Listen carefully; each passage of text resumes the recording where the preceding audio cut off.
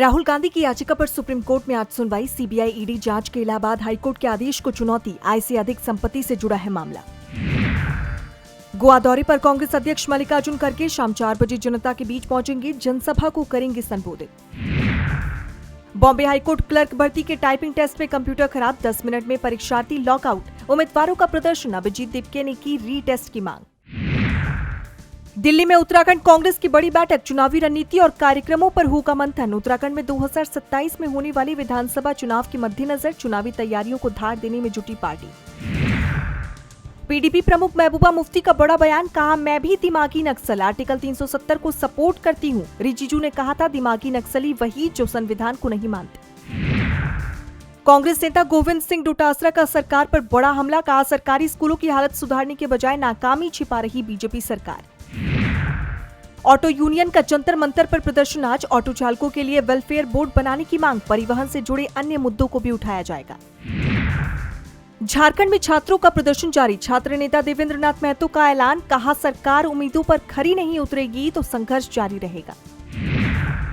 Supreme court में आज कावेरी जल विवाद याचिका पर सुनवाई। तमिलनाडु ने 3 अगस्त को याचिका की थी दायर, कर्नाटक से पानी छोड़ने की मांग।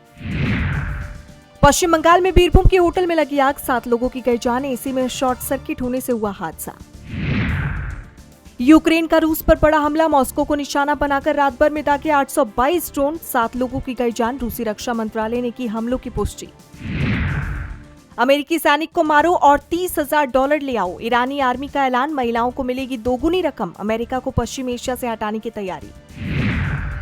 हमास लीडर अल हय्या से मिले अमेरिकी राष्ट्रपति ट्रंप के दामाद कुशनर, 2 घंटे तक गजा प्लान पर की बैठक। अब इस्राएली पीएम नेतन्याहू को समझौते के लिए मनाने की चुनौती।